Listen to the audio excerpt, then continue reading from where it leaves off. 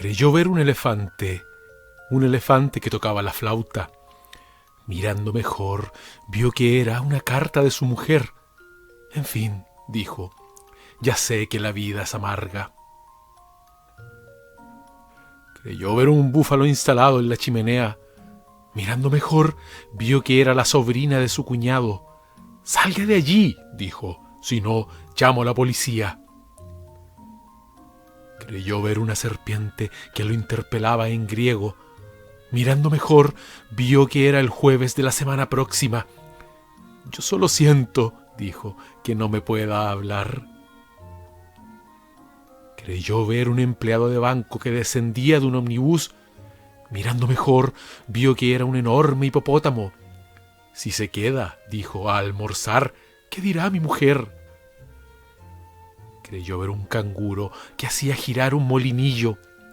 Mirando mejor, vio que era una píldora vegetal. «Para tragarse esto», dijo, «hay que sentirse muy mal». Creyó ver un coche de 6 caballos detenido no lejos de su cama. Mirando mejor, vio que era un oso decapitado. «Pobre animal», dijo, «pobre animal estúpido, está esperando su cena». Creyó ver un albatros que revoloteaba alrededor de un candil. Mirando mejor, vio que era una estampilla de 2 centavos. «Usted debería entrar», dijo, «las noches son muy húmedas». Creyó ver un portón que se abría por medio de una llave. Mirando mejor, vio que era una regla de 3 compuesta. «Sus misterios», dijo, «son para mí tan claros como el día». Creyó ver un argumento que probaba que él era el Papa. Mirando mejor, vio que era un pedazo de jabón. «Gran Dios», dijo, «un suceso así ya no deja esperanzas». Amigos, ¿qué tal? Soy Pablo Octavio Rosell. Bienvenidos todos una vez más a Arte Poética, canal de poesía. El poema que acabamos de oír se llama La canción del jardinero loco y está incluido en un libro muy desconocido o muy poco conocido de un autor muy célebre. Ese libro es de la autoría de Lewis Carroll.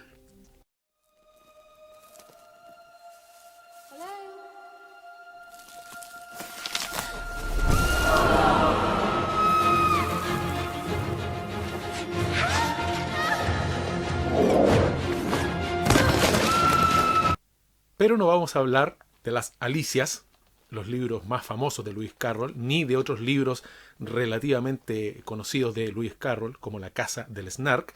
Les voy a dejar en la descripción un pequeño enlace a La casa del Snark, que está de manera íntegra en este canal. Sino que hoy día vamos a hablar de el libro Silvia y Bruno, que es donde está incluido este poema que acabamos de oír. Este libro, Silvia y Bruno, que fue uno de los últimos libros que escribió y publicó Lewis Carroll, fue en su momento un completo fracaso y hasta el día de hoy sigue en las sombras y, por supuesto, mucho más a la sombra de estas obras capitales de la literatura fantástica, como son Alicia en el País de las Maravillas y Alicia a través del espejo. Pero, en mi opinión, en este libro, Silvia y Bruno, se encuentra el verdadero legado de un escritor tan enorme como Lewis Carroll, y es de lo que vamos a hablar hoy día.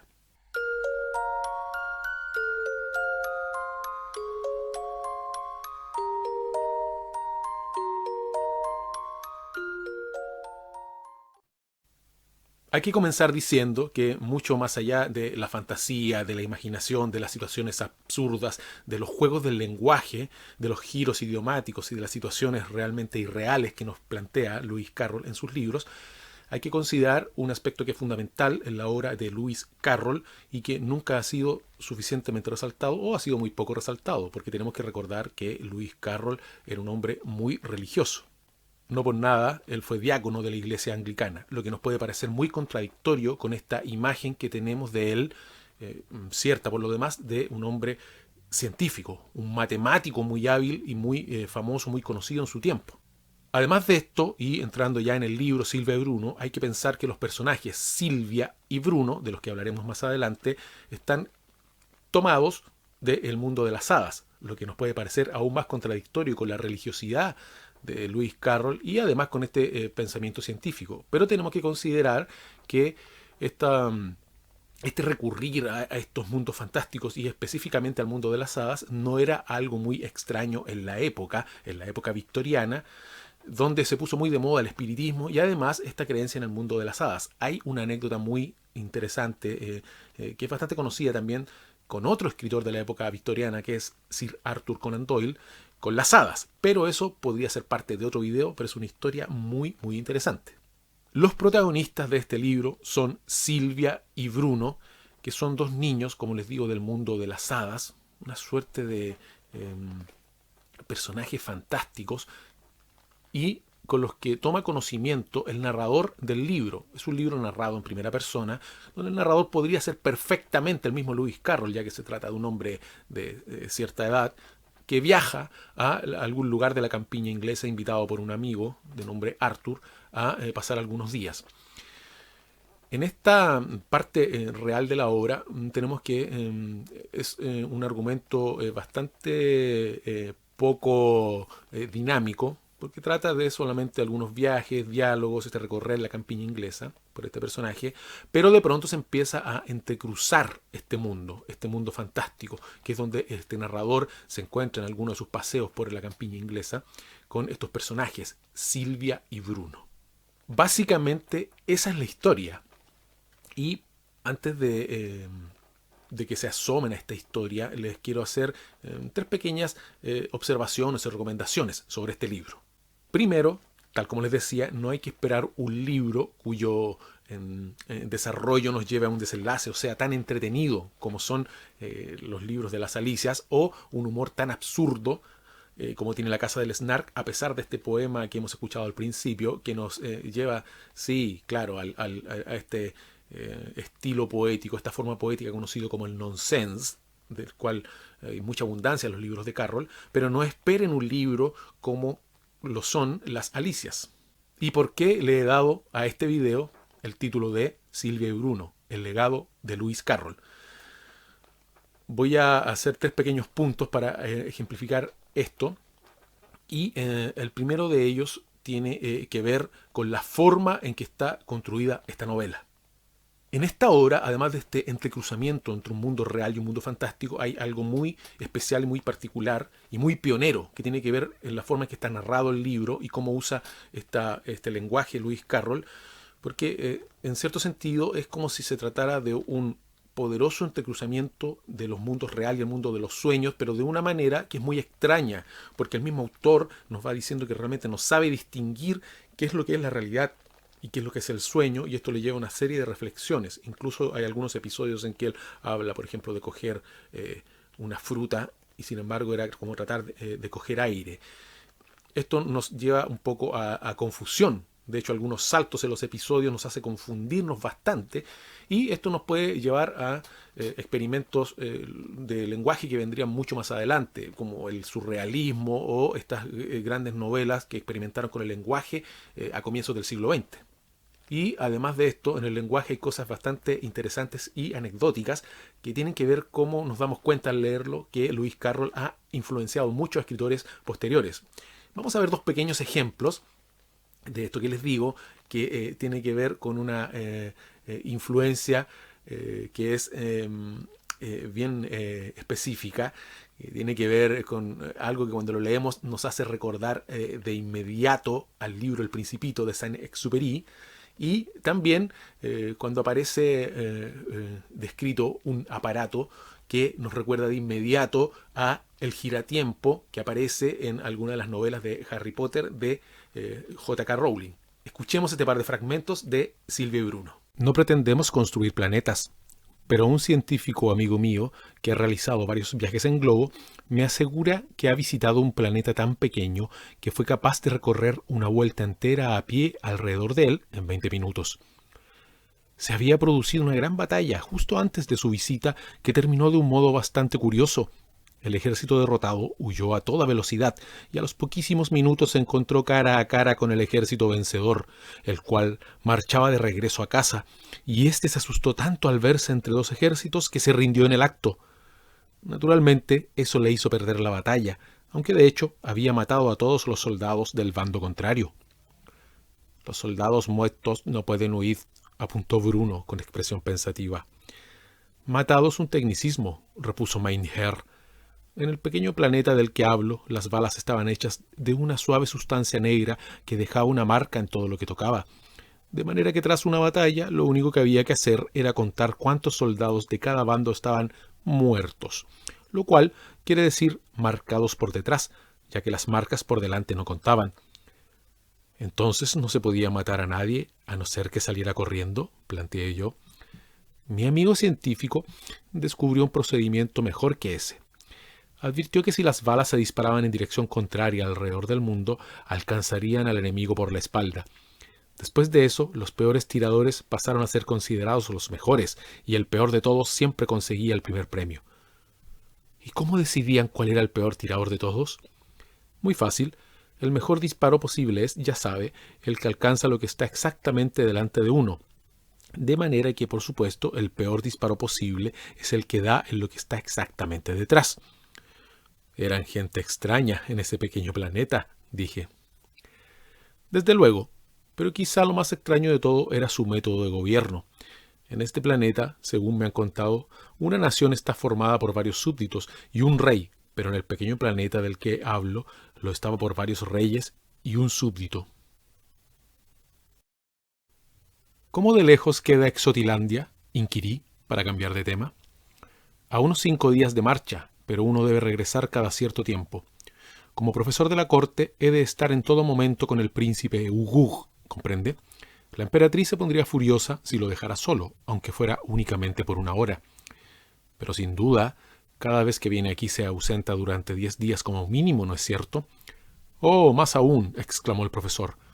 1 quincena en ocasiones. Pero naturalmente tomo nota de la hora exacta de mi salida para poder hacer retroceder el tiempo de la corte a ese mismo instante. Perdone, dije yo, no comprendo. Sin contestar, el profesor extrajo de su bolsillo un reloj de oro cuadrado con 6 u 8 manecillas y lo sostuvo en el aire para que yo lo inspeccionara. Esto, empezó, es un reloj exotilandés. Debía haberlo supuesto. Que posee la peculiar propiedad de que en vez de marchar con el tiempo, es este el que marcha con el reloj. Confío en que ahora me haya entendido. Apenas, admití. Permite que le explique. Si no se manipula, sigue su propio ritmo. El tiempo no le afecta. He conocido relojes así, observé. Funciona como es natural al ritmo acostumbrado. Lo especial es que el tiempo tiene que marchar con él. Por consiguiente, si muevo las manecillas, cambio la hora. Hacerlo hacia adelante, sobrepasando la hora real, es imposible, pero puedo moverlas hasta 1 mes para atrás. Ese es el límite. Y entonces uno encuentra que todos los acontecimientos se repiten de nuevo, con cualquier alteración que la experiencia pueda sugerir. Qué bendición sería un reloj como ese, pensé, en la vida real. Tener la capacidad de borrar una palabra irreflexiva, de deshacer una acción imprudente. Es ciertamente maravilloso, exclamé. Posee otra propiedad más maravillosa todavía, indicó el profesor. ¿Ve esta pequeña clavija? Recibe el nombre de clavija de inversión. Si la presiona, los acontecimientos de la hora siguiente se producen en orden inverso. No lo pruebe ahora. Le prestaré el reloj unos cuantos días para que pueda divertirse haciendo experimentos. Una segunda observación tiene que ver con un giro que da la trama en algún momento en la segunda parte, porque esta novela fue publicada en 2 partes, y con un giro que realmente cuando yo lo leí me dejó un poco asombrado, porque en un momento la realidad cae pesadamente sobre nosotros cuando muere inesperadamente uno de los protagonistas. En ese momento la novela se transforma en una novela realista y de un ambiente muy, muy, muy triste y que realmente nos arrastra de golpe a la realidad. Carroll nos ha hecho introducirnos en sus mundos fantásticos y hasta este momento del libro sigue en ese tono y de pronto uno de los personajes muere. Es descrito esto de manera muy, muy realista y muy triste, como les digo, y entonces nos cae, digamos, se rasga esta cortina de los mundos fantásticos y es un giro absolutamente inesperado dentro del libro y que nos hace adentrarnos más en la historia para saber qué es lo que pasa. Y una tercera observación respecto a este gran libro, Silvia y Bruno, tiene que ver con algo que les comentaba al principio, que es esta religiosidad de Lewis Carroll. Un aspecto que nunca es muy nombrado, tal como les decía, él fue diácono, fue miembro de la iglesia anglicana, aunque nunca se ordenó como tal. Pero esta religiosidad es bien personal y bien particular y no entra en contradicción con la racionalidad de Lewis Carroll. Ya sabemos que él fue un gran matemático, de hecho tiene algunos libros donde él nos habla de algunas experimentaciones matemáticas, de la construcción de algunos juegos de lógica, en los cuales era muy dado también Lewis Carroll, pero esta religiosidad muy profunda de Carroll es un elemento, digamos que es el elemento hacia el que tiende todo el libro y hacia el que tiende el desenlace del libro, que tiene que ver con Dios, con nuestra espiritualidad, y es un elemento que nunca ha sido lo suficientemente resaltado bajo esta apariencia de Carroll de un escritor infantil, de imaginación desatada, de situaciones absurdas, que las hay en el libro, pero eso finalmente parece ser solamente una especie de adorno o parte solamente de la escenografía tras la cual se oculta el verdadero mensaje o lo que él consideró su legado, Lewis Carroll, tal como señala el título de este video. Esta religiosidad queda explicitada en uno de los fragmentos finales del libro, en la parte ya final de la segunda parte, cuando uno de estos personajes que ha muerto